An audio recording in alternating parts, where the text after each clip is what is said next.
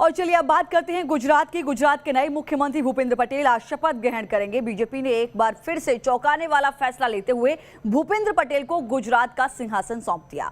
लेकिन भूपेंद्र पटेल के सामने चुनौती बहुत बड़ी है। पटेल के सामने पाटीदार समाज को साधने के साथ साथ पार्टी के दिग्गज नेताओं को साथ लेकर चलना बड़ी चुनौती साबित होगी।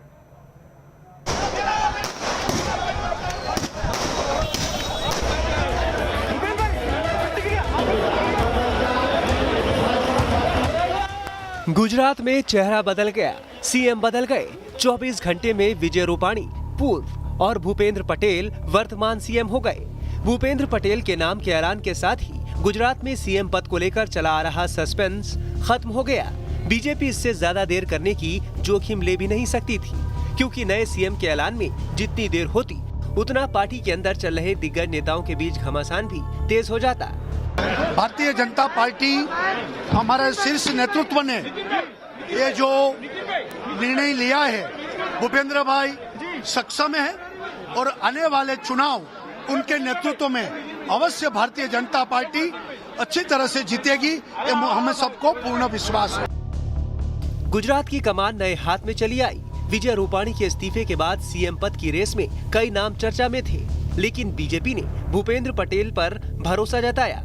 भूपेंद्र पटेल, जिनका नाम किसी रेस में था ही नहीं, जिनका कहीं जिक्र नहीं था, लेकिन बीजेपी ने अपना चौंकाने वाला नुस्खा गुजरात में दोहराया और इस तरह एक बार के विधायक भूपेंद्र पटेल को गुजरात की कमान सौंप दी गई।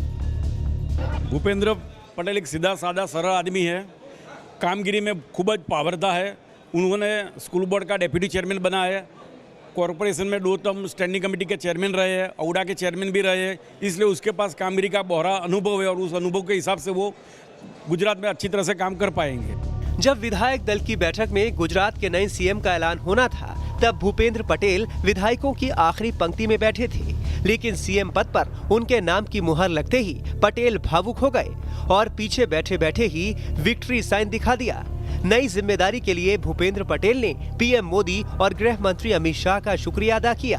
સૌપ્રથમ તો હું આપણા લોકલાડીલા વડાપ્રધાન માન્ય નરેન્દ્રભાઈ, हमारा अध्यक्ष श्री नड्डा साहेब, हमारा गांधीनगर लोक क्षेत्र અને કેન્દ્રના ગૃહમંત્રી અને સહકારિતા મંત્રી માન્ય અમિતભાઈ શાહ સાહેબનો જે મારા પર વિશ્વાસ મૂક્યો છે એમનો હું ખૂબ ખૂબ આભાર માનું છું અને અમારી ગુજરાતની અમારા વડીલોએ જે મારા પર વિશ્વાસ મૂક્યો છે, સીઆર પાટીલ સાહેબ અને એમની ટીમ અને માન્ય વિજયભાઈ અને એમની ટીમે જે મારા પર વિશ્વાસ મૂક્યો છે એ બધાનો હું ખૂબ ખૂબ હૃદયપૂર્વક આભાર માનું છું।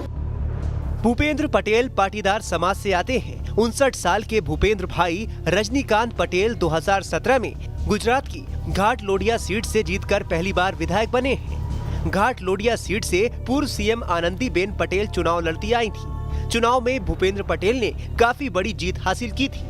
अपने प्रतिद्वंदी को 1 लाख से ज्यादा वोट से हराया था। भूपेंद्र पटेल विधायक बनने से पहले नगर निगम की सियासत में सक्रिय थे। वो अहमदाबाद म्युनिसिपल कॉरपोरेशन की स्टैंडिंग कमेटी के चेयरमैन भी रह चुके हैं। इससे पहले Bhupendra Patel Ahmedabad urban development authority के चेयरमैन भी रहे हैं। बीजेपी आलाकमान ने भूपेंद्र पटेल के नाम के ऐलान के साथ मास्टर स्ट्रोक चल दिया है। भूपेंद्र पटेल के लिए अगली चुनौती विधानसभा चुनाव में पार्टी को जीत दिलाना है। हालांकि कांग्रेस ने भूपेंद्र पटेल के सीएम बनने पर तंज कसा है। भूपेंद्र पटेल को मैं शुभकामनाएं देता हूं, लेकिन भूपेंद्र पटेल जी को कॉरपोरेशन का मेयर बनने का भी अनुभव नहीं है। वो कॉरपोरेटर के तौर पर चुने गए थे, लेकिन सिर्फ स्टैंडिंग कमेटी के चेयरमैन रहे और ये एमएलए का भी 5 साल अभी पूरा नहीं हुआ है।